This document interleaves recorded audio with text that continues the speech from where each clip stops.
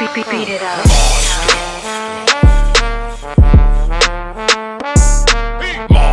And we're back.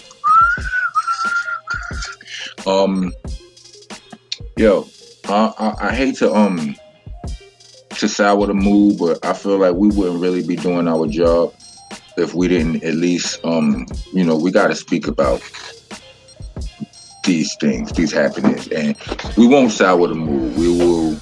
We'll work around that. But as a nation, as a culture, hip hop, we have been taking a lot of hits. Ever since I saw a post, our producer actually sent me a post of Chuck D had this list. He had this list of the rappers who passed away since December, basically, and it was 9 dudes on the list, and one is Double K. I'm not really familiar with him. Salute to him. Rest in peace and condolences to his loved ones. And it was MF Doom. There was Ecstasy from Houdini, Prince Marky D, DMX, Black Rob, Shock G, Gift the Gab. Wasn't familiar with him. I have heard his name before though. And Biz Markie most recently. Have any of these artists had any influence on you, or and like which ones and in what way, if any? Do you have the list? I'm looking at it right now. I'm not looking at it right now, but yeah, off the top of the head, I think Prince Marky D. I ain't gonna say he influenced me, but I got a good story about how Prince Marky D was riding through my block. You know what I'm saying? And he seen my sister and got out, tried to gag my sister, and came through about 3 or 4 times on my joint. You know what I mean? I was like, yo, Prince Marky D, yo, I'm talking to my sister. That's dope. Look, Prince Marky D, for me, like, the Fat Boys was one of, like, before I was a rapper, I was a beatbox. Before I learned how to rap, and that was my introduction into hip hop. It was the first thing I could do was beatbox, and and that was because of the Fat Boys. You know what I mean? And we wouldn't have heard Buffy. I wouldn't have heard Buffy beatbox if he didn't have Prince Marky D and Kool Rock Ski rapping. You know what I'm saying? Like that was that was their thing. They were a trio. It was all 3 of them or none of them. You know what I mean? But Prince Marky D was kind of high. He was kind of nice. Bro. Yeah, he was. Yeah, he was. Ecstasy made one of the like they were so influential.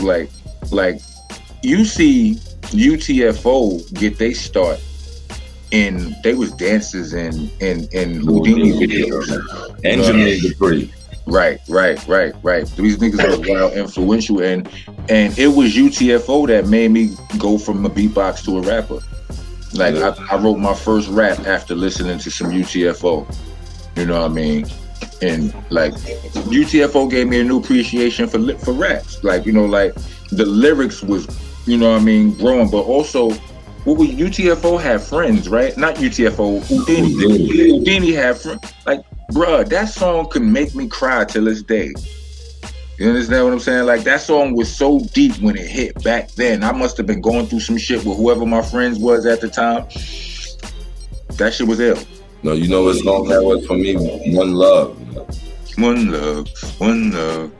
Lucky just to have this. To this day, that song is dope, bro. To this day, that song is dope. Yeah, it is. Salute to MF Doom. Right, MF Doom. A lot of people don't realize that MF Doom had was his second coming in hip hop. Like he was, damn, I don't want to fuck it up. He was, was he? What was his first identity in hip hop? Was it KM? Was it KMD? We're gonna strike this from the record. I don't want to fuck it up. So nah, like one of the you remember we cause I don't want to disrespect his shit. You know what I'm saying? Like I didn't follow it hard body, but you remember back in the days it was a group KMD. You had UMCs.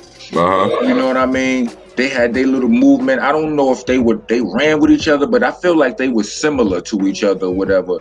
MF Doom is Wasn't KMD one dude? He was down with Third Base, right? MC Search and Pete Nice and Prime Minister Pete Nice. I remember that KMD. I don't know. We speaking of the same. I don't know if it was one dude or it's a group. I'm fucking it up. My memories is busting my head right now. I'm sure the fans, when they see this on the YouTube and shit, you know, like they let us know in the comments what we talking about. It's right at off the tip of my tongue. I just can't. But bottom line, Ruck loved the shit out of MF Doom. Like Ruck was like, I knew about MF Doom through Ruck.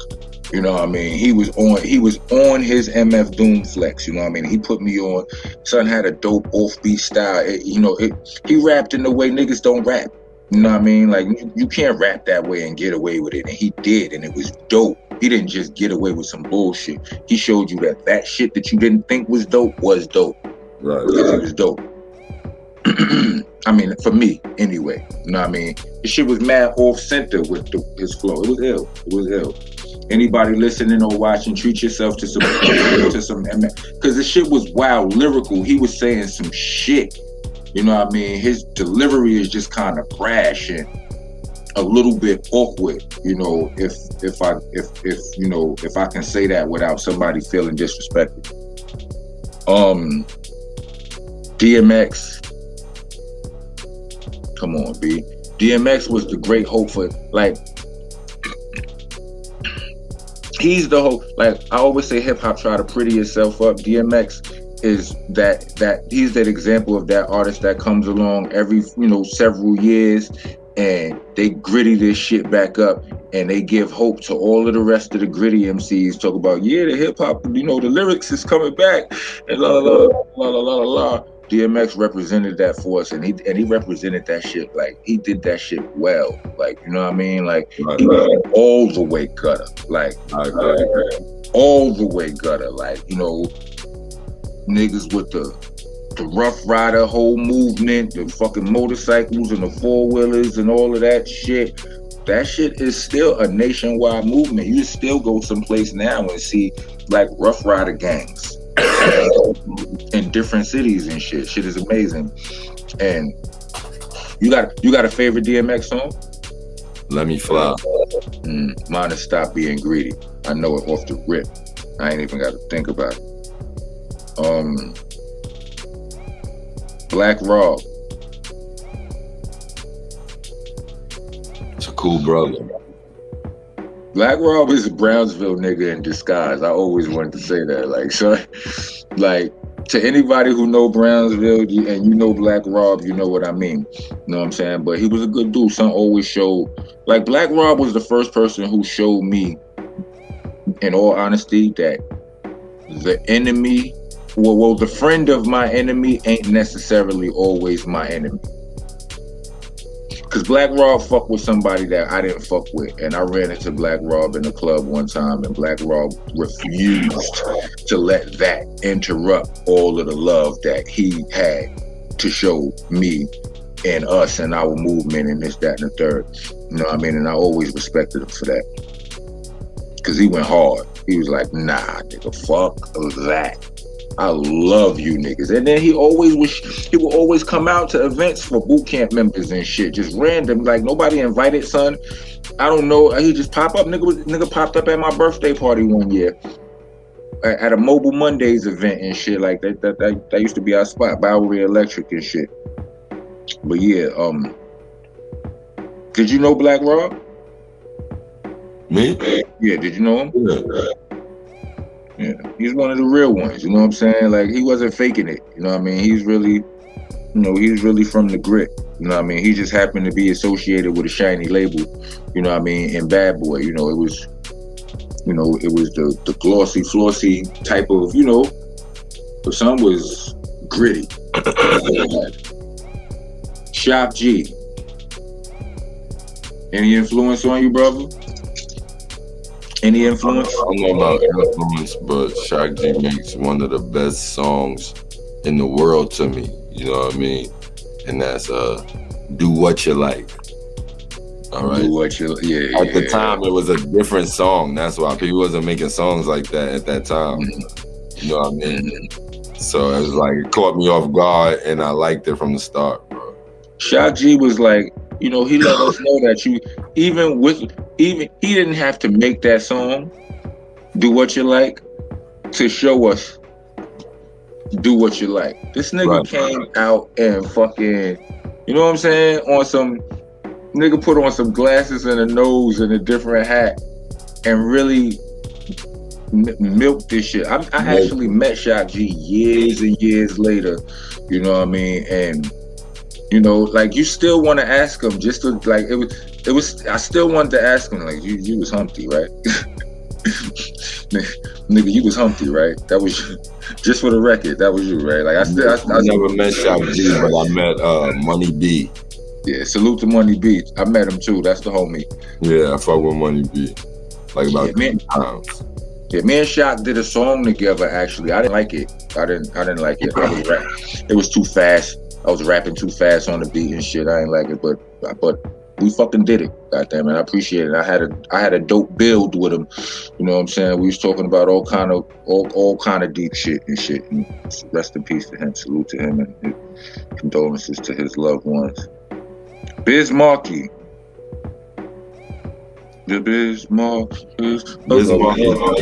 had big influence on me, man, because remember back in the days, you know what I'm saying? We had Self-Love Day or Glenboy Day. Mm-hmm. All the girls get their teams, they start dancing. What they dancing to, Rock? He's Biz Markie, Mr. Dynamite. They either dancing to that or they dancing to This Is Something for the Radio. Oh, yeah. All the time. Well, listen, earlier in our career, we were blessed to do a song with Frankie Cutlass. With Frankie Cutlass, right? And on the song, the song we was on had Rampage on the song. Who else was on the song? Nah, Pun wasn't on the song. But I can't think of it right now. My memory's bad. But on the video, they did like a 2-for-1 video, and they connected that song. Like they just used me and Ruck's verse from that song and put it on the joint at the end of this joint that had Biz. It was like basically the Juice Crew. I think it was Roxanne, Shantae, Biz. You know what I mean? So we got to hang out with Biz and shit. And amongst Biz, Shantae, amongst a bunch of others. That day was a dope ass day. You know what I mean? And Biz. Every time you ran into Biz, he was always cool. But the funniest Biz story I got come from Sean P. And you were there for it. You were there numerous times.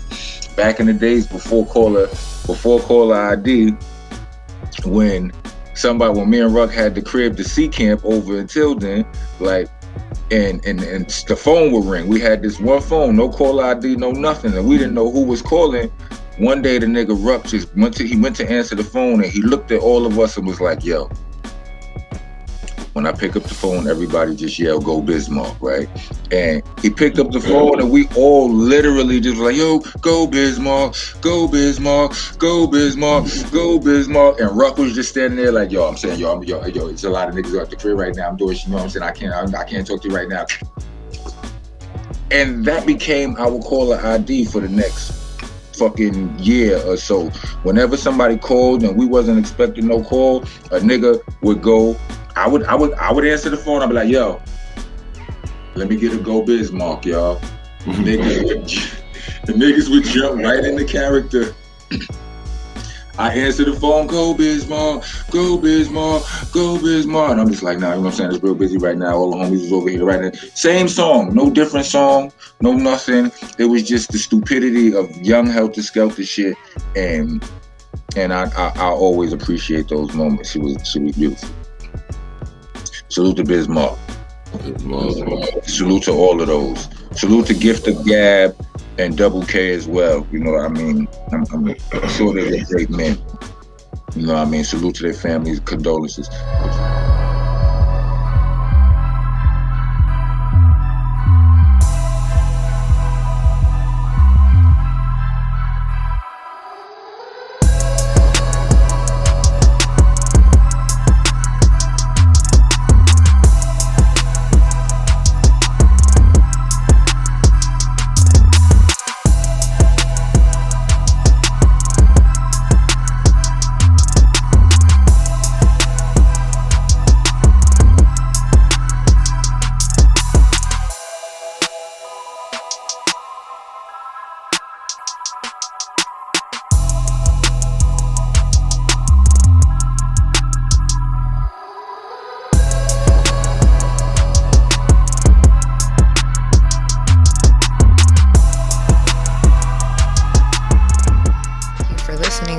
Monsta Mondayz Podcast.